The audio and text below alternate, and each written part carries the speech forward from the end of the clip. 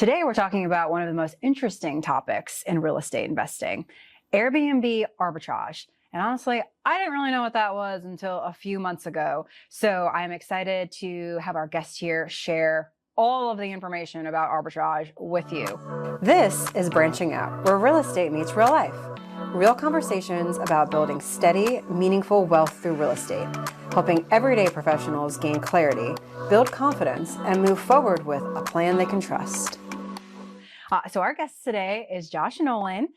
He has built a business doing exactly that, leasing properties and renting them out for the short term.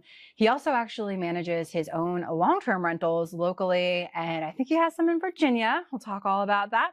And not only is he a real estate investor, but he is an entrepreneur. He owns his own business, Blue Collar Trades.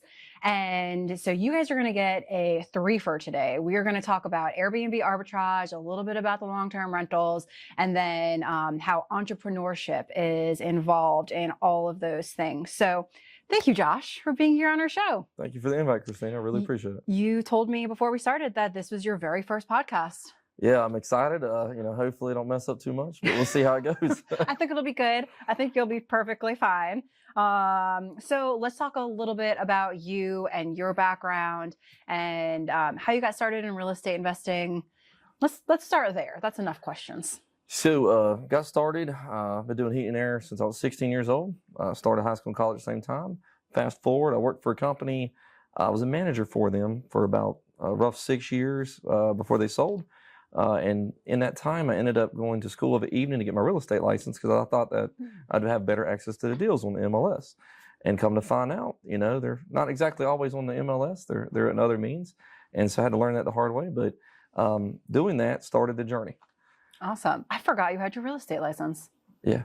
Okay. So do you help people buy and sell houses too? Like, No, do you act as an agent? I can if needed, but that's not my focal point. My focal point is Blue Collar Trades, the heat and air and electrical company. Okay. Very cool. So, all right. So you pretty much have always been in heating and air then prior to starting your own business? Pretty much. Yes, ma'am. I'm a tradesman at heart, and that's kind of, where we got the funding to begin the real estate journey.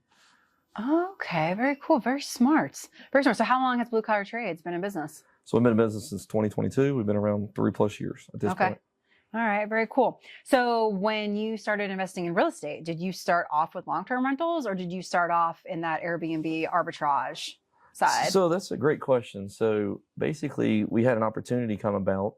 My wife's aunt was getting rid of her condo. She was a tired landlord. So that's where we started, and we got a great deal on a condo right down the street here at Woodridge. That's right. And so basically that's how we started. It was a family purchase. We put the fillers out and we started that way. And actually before we acquired that, we ended up getting a property in Virginia. So we did a cash out on our home. We cashed in the equity. On your primary? On our primary dwelling. And we've actually tapped into that twice because of so much appreciation in our market at different times. So that was one of the ways that we were able to fund. Okay, very cool. So is the condo, is that an arbitrage or is that a long-term rental? So as of right now, that's a long-term rental. We've had tenants in there for 5 years. Okay, cool. Cool. So you did long-term rentals first and then got into the arbitrage? Yes. Okay. Yes. Okay. So was there a defining moment where you're like, you know what? I think this real estate business could outgrow my Blue Collar Trades and this in itself could be a business? Well, we just kind of, went across it, learning about appreciation, depreciation, offset earnings on W-2. Again, not an accountant, but you learn, wonderful, powerful things that real estate can create opportunities in your life. And that's kind of how we got in the mix of it. And plus putting that real estate license to work, trying to feel like actually doing something with it nowadays. Yeah. So that's how we do. Okay, very cool. All right. So when did you first learn about Airbnb arbitrage? Okay, so we had our first experience. Let's start there. I had my first experience with Airbnb really when we went to Florida during COVID. And so somebody was taking a old school apartment complex and turning it in room by room or area by area into an Airbnb. And so we stayed there, and it was just, probably a 5-minute walk to the beach. We loved it, had a great experience. And I said, this is a very cool concept. I feel like I can make this work. And so I said, it doesn't seem that hard. It's just got to have the space and make it happen. And so we gave it a shot. That's what kind of sparked the beginning of it, planting the seed for the vision. Okay. So where do you arbitrage? So we actually arbitrage in Concord. Okay. And so, Interesting. Yeah, that was very interesting. So we had a customer through Blue Collar Trades that ended up, we told them that we did a little bit of real estate. We just planted the seed again, plant the seed method. And they were intrigued. They said, first time we went out there, we were doing maintenance on their heating and air system. Second time, and this guy's up in the attic talking with me. And the second time we went out there, he's like, well, I remember you told me about that last time. This time I want to discuss a little bit deeper with you. Okay. They were moving to New Jersey. And moving to New Jersey. That's yep. a very different migration pattern than for job relocation. Okay. They're, they were virtual or whatever you call it, like not in office. And their company was forcing them to move to that state. She had a very nice job in that area. Okay. And so she had to move. Long story short, basically what we ended up happening is I was just going to try to manage it for them. So I was going to collect my percentage for managing the property for them. As like a long-term rental? Well, not even a long-term. Oh, okay. It was going to be, the goal was to be short-term rental because we already had one in the portfolio up in Virginia. And it took me 4 months of conversations. And then towards the end, they decided that they basically wanted to let me rent it from them and I could do whatever I wanted with the property. Oh. They wanted me to allow me to arbitrage it. Because in the front conversations before those 4 months were up, we were talking about different strategies of where I could manage it short-term, long-term. I could Airbnb it, manage it for them. And that's how it started. So they had changed their mind by the end of those 4 months. Yeah. Okay. So do you have just like a standard North Carolina residential lease with them? Yes. So Nowlin Property Management, which is our official real estate company, Nowlin Property Management has the lease set up with them. Okay. So, cool. And then they just allow you to sublet, basically. Pretty much. And it's allowed in the contract for us to sublet. They know what we're doing. We've been very transparent from the beginning. We communicate with them. Being in the trades, we actually take care of a lot more than probably the average tenant would take care of, just because of our knowledge and whatnot. And, we just help them out with keeping the costs low. They keep the costs low on the rent for us as well. So how do you find, you explained how you found this particular landlord, but how do you find other people who are willing to arbitrage a property? Like what kind of person are you looking for? The perfect candidate, I would believe, would be landlords that are not very successful at being able to get the tenants that they're looking for in there. Now, there are some things you need to be aware of. Amenities are something that help to sell a place on bookability, right? The booking rate goes higher when you have more amenities. Ours happens to have a pool. Ours happens to be a little bit more spacious. It's not a sardine can, so it's a nicer home, and that attracts clientele that want to stay there and pay a more premium for the pool usage. So amenities is where you have to start at. If it's just a 2-1, that might not be the best fit for an arbitrage. You have to have more bedroom space and you have to have amenities, preferably. That's what keeps the booking rate longer and is a better fit for the property. Yeah, that makes sense. So what is your average stay length? What's your shortest and what's your longest, like on the average side? So we learned our golden nugget, throw it out here. We learned early on to, we learned from our first property in Virginia to not allow your weekenders to burn your schedule up. And what I mean by that is people like to stay just the weekend. Well, when you don't set some parameters on there, they're going to sit there and book your weekend only, and then you struggle through the week. And when you look at the dynamics of Airbnb, VRBO, all these other platforms, you want them to have longer term stays. So we ended up doing price labs, and we set our minimum stay to 4 days if they're out. So not just allowing them to book the Friday night, Saturday night, move on. So we went to a 4-night stay minimum. Okay. Now, if it's not booked and it's coming the week of, it logistically coordinates less stay time. So like 2 nights allowed, and never allow a 1-night minimum because that takes the risk of parties, cleaning, etc. is more aggravating. That is a party waiting to happen. Yes, 1 night on a 100%. Friday night or Saturday night. Never let that, and there are some little other hidden secrets you got to watch out for. So do you put the property on like Airbnb and VRBO? Or, Oh, yeah. Yeah. So we have it on Airbnb, VRBO, Booking.com, and there's some other ones I can't remember off the top of my head. Mm-hmm. But we actually ended up having to go to a software to manage this. Okay. Because it helps us with keeping track of guest communications, etc. So that's a key to success. We're starting at 2 because we plan to bring on possibly 2 more in the next 2 years. At a minimum, right? We might have some other opportunities that come up, but right now planned and locked in are 2 more in the next 2 years. Okay. And then, okay, cool. So what system do you use? We looked at a lot of various ones and we decided on HostAway. Okay. HostAway is the best fit for us. They had the best setup process. They're most cost effective. And we learned something very valuable. There's a difference between short-term and long-term. We were trying to find the right fit for all-in-one inclusive software. And we didn't find a single one out there that could do the job the way we wanted it done. So we settled on HostAway for the short and midterm. Okay. Yeah, I mean, it is 2 very different experiences. And then I guess since you're a trade guy, you're the one who pretty much is doing all of if maintenance requests come up, you're going out there. Yes, ma'am. Yeah. So you are then on call when you have a stay.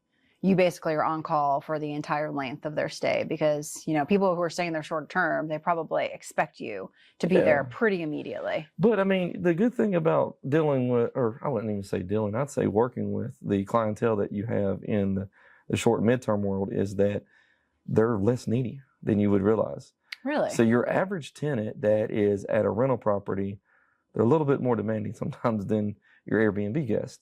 Now there are a few exceptions, right? But for the overall, like we hear from them very rarely. Okay. They're less needy. They're more self-sufficient, I would say. Okay. Interesting. So like, did it work right away when you started arbitraging, or was there like a learning curve? Like, what did you learn along the way? Yeah, I learned a lot of things along the way. So, just to throw some of them things out there, don't go into arbitrage first thinking that you're going to have the system mastered. Be open-minded, reach out to others, do your research before you do it. We've learned that you're going to hit rough spots and rough months, and you need reserve capital in the bank because you're depending on your setup. What we see is depending on the year so far, we've seen you have 8 to 10 successful months where you make really, really great profit when the weather's warm. And then it's hit or miss on those winter months. And so if you don't have reserves built in, you might not have enough to cover your cost, your overhead, your monthly overhead. What are your typical guests? Are they like here for, family reunions, here for a race, here for like a graduation? What are your typical guests typically? So on the arbitrage one, our typical guests are people that are coming for events. Okay. Like if we have, if Cabarrus Arena has an event, or if something's going on at the Speedway, or if something's going on in downtown Charlotte, because we market ours as close to Charlotte, basically, because we're in Concord. We're not too far away from it. It's not the hustle and bustle of that big city. And so we're a little bit more in a more relaxed area, more relaxed neighborhood, and it's a better fit. Okay. So we kind of jumped right into talking about arbitrage, but for those investors that are listening who don't know what Airbnb arbitrage is, because honestly, I didn't know until you explained it to me about 6 months ago. Okay. So break down what Airbnb arbitrage is, like I'm a 5th grader. All right. That's great. Well, first, let me rewind a little bit to when I first heard about it. So let's start at the seed of the conversation, right? My eyes. I went to a Metroliner RIA event, right? Oh, I used to go to this. Out of Charlotte. Great content on those events. And a gentleman was presenting about arbitrage. I was like, heard about it, but I don't know quite how it works. I don't know if it'd be a good fit. Sounds kind of scary, honestly. It does. When you first hear about it, sounds like, what is that? It's like, I don't know about that. Yeah. What are we talking about here? But basically what it was that he said, look, I'm doing it, and his market was Atlanta, Georgia. Okay. And he said that he started it out and was successful with it. And, if something's successful for someone else, you kind of want to try to replicate it because they're the ones figuring out a little bit of the problem at first, right? You're not going to the moon the first time, as they say, right? So his goal was like 3-bedroom minimum or 4-bedroom minimum. And his was a lot of like out-of-town construction workers or families coming in the area that wanted more of that home feel, wanted more of that non-hotel feel. Because these hotels, you really can't go to cook. You can't have If you just got 2 beds, a microwave, a coffee pot, a hairdryer, it's a lot different setup. And so he started explaining it. He's like, yeah. And so I started listening to him and what he was talking about. I was like, I think I could accomplish this. I was like, I think I could do that locally here in our market. And so I said, well, I just need to find an opportunity to do it. And so that's when I started doing it. So basically what an arbitrage is at a very entry level is you have a landlord. And the landlord might not have the best luck with tenants, we'll put it that way. Maybe a tired landlord, maybe a really beautiful home, maybe really beautiful amenities, but they've had bad luck with regular tenants. And they're just burnt out. They're looking for the opportunity to be able to rent their property for someone who's going to take care of it, someone's going to stay there, and one they don't have to take to court, right? Because we've all had those tenant eviction issues, right?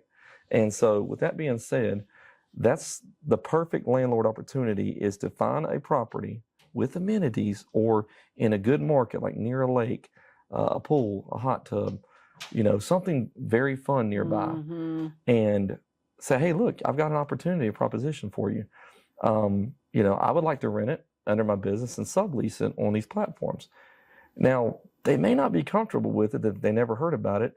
They might be like, no, I'm not leasing it to nobody else. I want more control over it. And you just got to assure them that you've got a track record of doing it. That you've been successful and that you've had positive experiences and that you are not someone who does not skip the rent.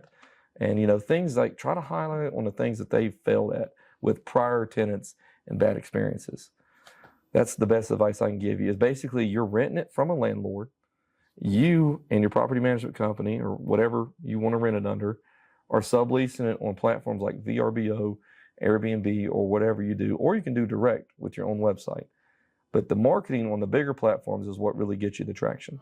Hey, before we jump back in, if you're listening to this and thinking, this all makes sense, I just don't know where to actually start, this is exactly why we built our mentorship program. It's designed for people just like you who are busy, you have a career, you have a family, and you want to do it the right way. You just don't want to guess your way through it. Inside, we walk you step by step through how to analyze deals, build your buy box, and actually move with content instead of getting into analysis paralysis. So if you've been listening for a while and you're ready to get more structure and support, check out the link in the show notes where you can see exactly how it works and decide if you'd like to join us. Okay. Interesting. I'm trying to think if that would work for like long-term rentals. Like you said, there's a tired landlord, but I guess they would just hand it to me to do for a long term. It really only works for short term. Yeah. And then, you got to watch again, those, your overhead's what you got to watch. That's different because you're dealing with the overhead of a property. You got your rent, you got all your utilities, and then, you got to cut the grass. You don't have to cut the grass if it's tenant maintained, right? What's your liability? My liability? Yeah, as the arbitrager E. So basically, if I damage the property or a guest damages the property, Airbnb and VRBO, they have their own policies, right? So if they cover it up to a certain threshold, we can file on it. I have to have insurance on the pool. You have to have insurance on the pool. So I have insurance on the pool to make sure that any liabilities that happen on that pool. And that's our approach to it. Okay. So then what kind of liability does the landlord have? So obviously the landlord owns the core asset, right? Right. So the dwelling. So they're dwelling. So they have to have the policy on the actual initial side. So they would just have the landlord policy. Correct. The landlord policy. And then you come in and then you have, so if there's a pool or a hot tub, you need a hot tub count? Yeah, you need to think about liability protection. Yeah. Again, not legal advice. Everybody does their style differently, but you need to kind of figure out what shore up your liability and hedge your protections. Okay. And then do you have renter's insurance? Do I have renter's insurance? Yeah, like do you take the renter's insurance policy out on the property or do you make your guests get the insurance? So like how does that all work? If you really look at it, the course, the damage of the property, if that would be on VRBO and Airbnb, that's where it's beneficial for their coverage. That's where that coverage comes in. Again, there could be loopholes, but everybody's case is different. Their liability risk is different. So what does a deal typically look like financially? Is it just like you renting a property? How does that look? So yeah, basically you look at it as, what's the end goal? The main thing that focus in on is that the landlord's going to get the market rent. They got to be realistic though, right? Like, is it realistic price point, right? you're going to be less of a headache because you're not going to call them every time you turn around for the commode being clogged, right? That should be on you to handle with your maintenance staff or personnel. Have a plan in place. Don't be aggravating them like the typical tenant. That's one way that you make sure to stay off the radar and be able to rebook. So as far as the cost goes, you're paying market rent. Then you have utilities, which are variable, right? So you need to find a home that is more modern, electrical's upgraded, heat and air system's upgraded. And our home that we rent is a dual fuel system, which, you know, not getting into the weird heat and air side, but it's more efficient to keep it simple. Okay. So you're paying the utilities and you're paying the landscaping and you're paying all the things. So you build your cost in. So you're paying market rents. You charge whatever all of that all-in cost is, plus some kind of profit to the people that are staying in the property. So that's where Air DNA comes into play, or Price Labs, excuse me. Price Labs comes into play is that they look at the market rent and expectations and what we have parameters in the background that we want to see for our numbers. And we basically set that up and let it flow that way and keep an eye on it. Okay.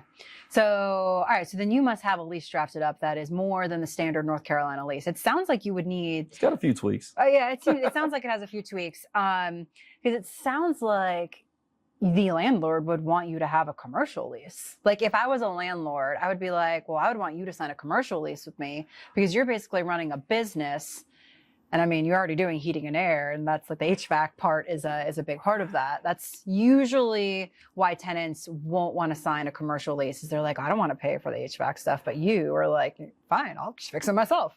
And it all depends on, again, who you're working with, right? Yeah. What is the landlord specificness of it? What does they want to do? You know, and you could do a commercial lease, but we're technically not operating a business where we sell goods or services out of it. Yeah. It's just a subleasing type thing. True. Again, no legal advice, no tax advice here, as we always say, right? It's very interesting. But it is a gray area. It is a gray area, but there has to be a lot of open-mindedness to it because, like, just saying we're not going to do it because this or that, that's where a lot of people fall in those traps of, I'm not going to do it because I had a bad experience. Well, that's fine. That was one experience. Don't let one bad apple ruin a whole bunch of opportunities. It's true. And the average landlord that has one property that just is tired or has been doing it themselves probably doesn't even really know you can use a commercial lease. So that probably wouldn't even come up unless you bring it up because you know they don't know. All right. So let's compare our Airbnb arbitrage to long-term rentals. Ugh. What are some of the pros and cons? So let's talk about those. Like, let's just compare and contrast a little bit. Okay, so when you do long terms, you have to deal with tenant evictions more so. You have to deal with tenants, their late fees and their excuses all the time for not paying the bill. And, you know, really, if it's a short-term stay, they're less likely to stay, and you get them out, right? Have you ever had an issue where they like stayed after the amount of time they were Oh, supposed yeah. to? Really? Yeah, but we got that. I went to the door and knocked on it and got that took care of real quick, and they paid the money. I've only got burnt one time on it. So if you have someone in there that's there for like 4 days, how do you legally deal with that if they don't leave? Like it's day 5, 6, they're still there. How does that work? Basically, in the short term, right? If we're talking about the short term side, again, we've been blessed, I guess you would say, right? On the short term side, they'll knock on the door, see what's up, see what's going on. Obviously, make sure no health issues are going on, right? Yeah. If it's just a tenant overstay, you know, you got to be like, look, we're here to clean. We got access to our properties or whatnot. Get the cops involved if we have to and kind of go from there. Okay. Plus, as well as, we do a little bit better tenant screening. We don't just accept everybody. We are very specific. We don't allow parties in our house rules, and there are some house-specific rules that we screen more of the headache type customers out of the way. Okay, that makes sense. So do you prefer Airbnb arbitrage over owning long-term rentals? What's your preference? I do. I like short and midterms and an arbitrage situation way better than I like long terms. Part of that reason is I don't have to physically own the asset. So like for me to come out of pocket for a down payment on a house with a pool, number one, either down payment or full purchase price, that's a lot of money. Like that would limit my future growth. And so I don't have to have that. All I have to have is the deposit and the monthly and the overhead. What kind of returns are you getting on the arbitrage? Like annually? That's a good question. I don't have the numbers in front of me at the moment. Ballpark. Enough to make me want to continue to do it. I'll put it that way. Yeah. Okay. That's good. So what kind of investor is best suited to do arbitrage? I mean, you kind of answered that question in your last question. Someone who doesn't have a lot of money. I would say someone who doesn't have a lot of money for the physical asset. Yeah. Number one, you also have to be a risk taker. If you're not a risk taker, That's true. you're not going to be a good fit because it's a little different strategy. Mm-hmm. And then the other one is someone who is open-minded and coachable. Mm-hmm. Because if you're open-minded and coachable, you're going to realize that there are going to be a lot of lessons, and you need to kind of partner up with someone, or go to a class or whatever to learn. Mm-hmm. Okay. So if someone is listening and wanted to start an Airbnb arbitrage, okay, what are the first 3 things that they need to do right now? If they're like, I'm doing this, what do they need to do? What are the first 3 steps? First 3 things is you got to basically evaluate if you're really ready for the commitment. Number one, right? If you're not ready for the commitment, it's not going to be a good fit. You got to find a landlord, and it's going to be more than just having one conversation, right? You're going to have multiple conversations that may take some time. You got to build the trust, build the value.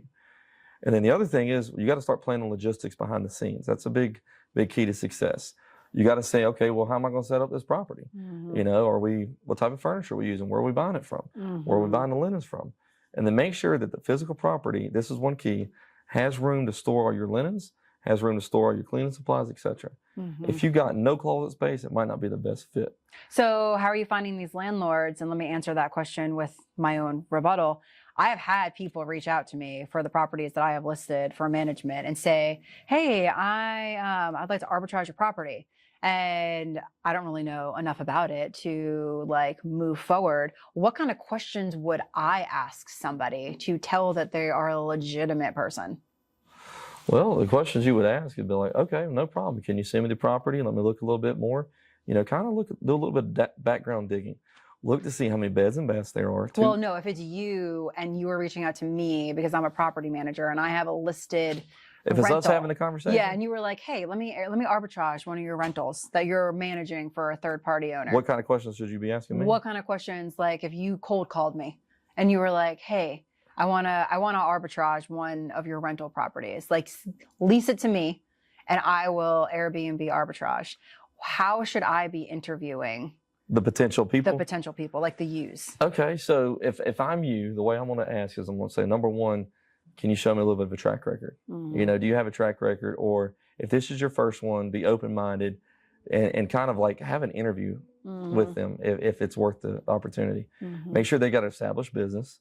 Make sure that they've been in the game a little bit. If it's their first property, it might not be the best fit. And that's where I think you would be set up for failure, not success. You want to see someone's got skin in the game too, where they're making money in other resources, because you do have lean times. And you want to make sure that they can cover that. What is their bread and butter, I guess, as we would say, right? Blue collar trades is my bread and butter. That's where our initial income comes from. And so that would carry during the lean times. And you want to make sure also, get a good vibe of the person, meet them in person, learn more about them. And are they good to do business with? Is it something that they're mature enough to handle and work with you in business?